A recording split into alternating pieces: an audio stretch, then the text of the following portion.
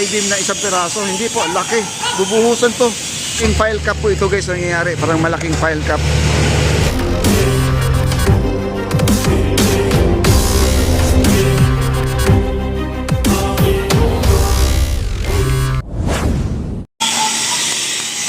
At ito na guys, yung 200, no? Ang size meron dito, 200 ang size. Bali 12 ang haba, 17 ang haba. Ito 17 ang haba daw to. Tapos ito, magdudugtong na po sila. Magdudugtong sila.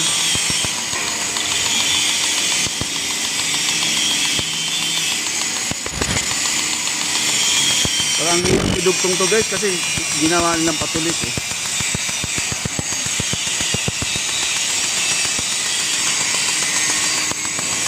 Ayan, ginawa niya dito patulis oh. Yan ang patulis.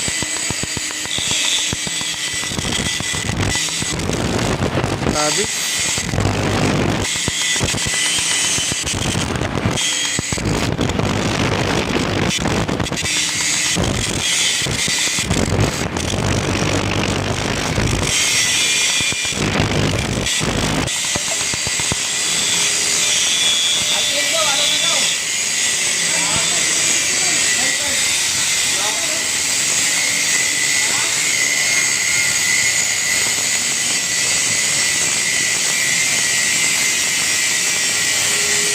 Ano nga, pinapatulis niya ang dulo.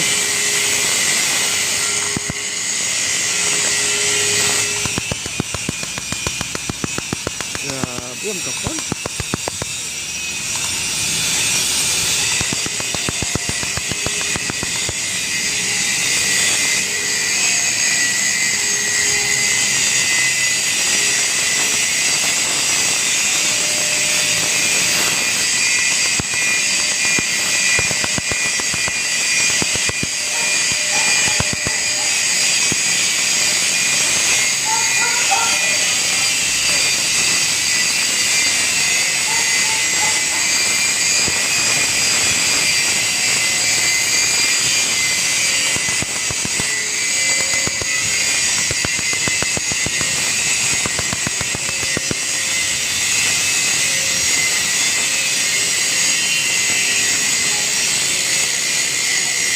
Hirap na hirap yung acetilene guys sa sobrang kapal po ng bakal ng pinutol nila.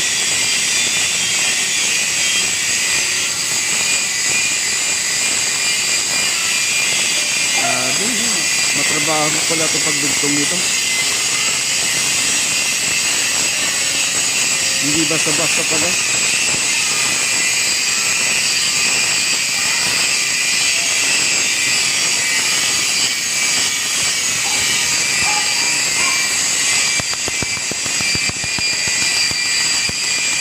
Yan, haba pa yan guys. Marami pa silang tatapyasan. Ito, tatapyasan pa nila itong iba dito.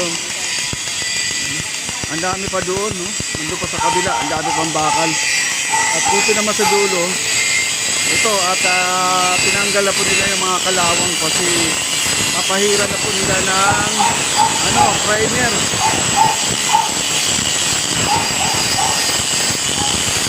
Ang haba guys, kita nyo.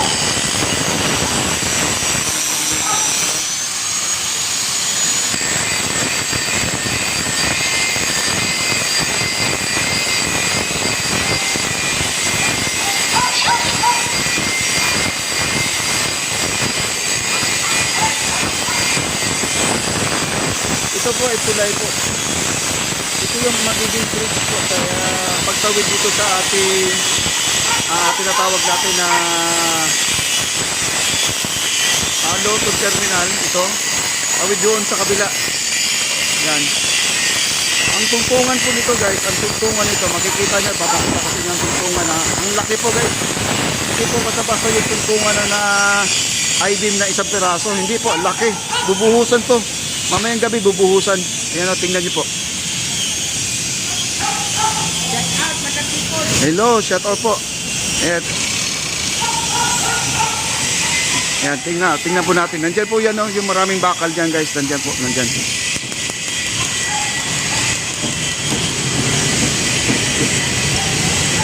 Ito po, punta po natin. Ayan o. Yan oh, ito yung napakalaki guys oh. Yan. Yun ang pagtutungtungan niya. Solid po na semento ito. Solid po yan. Yan oh, meron pa doon oh. At nilalagyan nila ng lock. Yan sila. Tinatalian po nila. At nilagyan ng mga support tali para naman ay pag nagbuhos dito ay tuloy-tuloy po ito guys, no? Tuloy-tuloy, ayan po, nandun pa sa baba oh. Tinatalian pa nila oh. Ayan. Ito yung welding machine nila oh. Ganyan po kaliit yan guys, pero matibay po yan.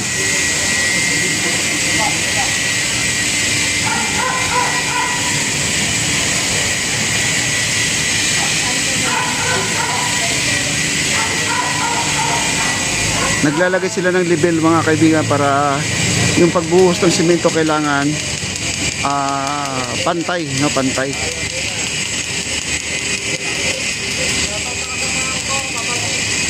Ano? Kasamahan mo, ayan, oy, shout out. Ayan, pinakapugi natin yan, oh. Ayan mo, sila po yung nagtatali sa ilalim. Okay, para na. Ano, nagtatrabaho pero naliligo rin yan mga kaibigan. 2 in 1 ang ginagawa nila. Pero malamig ang tubig guys kasi tubig ulan po yan. Tubig ulan yan. Kaya malamig ang tubig ngayon. Ayan guys oh. Yung I-beam na nakikita nyo na pinapiyasan kanina, nagdugtong sila. Dito po itutungtong yan. Dito ipatong. Meron tayong 8 dito. 8 haba ng ano. 17 haba guys. Ito ang lalaki oh. Yan oh. Yan oh. 17 ang haba yan. Bali doon nung nakikita natin nag-asitilin doon ay nagdugtong po sila, nagdugtong. Ayan, nagdugtong po sila doon. At ito po yung gagawin ng forma guys. So ito yon. Doon sa kabila po yan. Kung dito ay parang ang malaking file cap po ito guys nangyayari, parang malaking file cap. Kaya ang sabi nga ni boss, ang mailalagay dito na semento, isang truck daw to, isang truck ito. Bali 2 truck po to mangyayari, 2 mixer truck po mga kaibigan. Dito po ilalatag po yan. Diba? Grabe pala to. At saka waterproof po ang ginagamit ito, yung high class, pinaka magandang klaseng simento ko ilalagay. Tapos yung simento na yan, habang tumatakbo yung ating truck na yan, meron pong oras yan, no? Kailangan hindi po magiging ma-delayed sa kanilang project kasi pag na-delayed yan sa oras ay babasura po nila, itatapon yung simento, hindi po nagagamitin dito. Tapos ang ating SPI ay nasa 6,000 na po. Gamit nila ngayon. Ganyan po katibay ngayon to. SPI nila. Instead na 5,000, ginawang 6,000 ni Bossing. Nag-add po si Bossing, no? Pero sa plano, 5,000 lang. Pero ginawang 6,000 po. Grabe.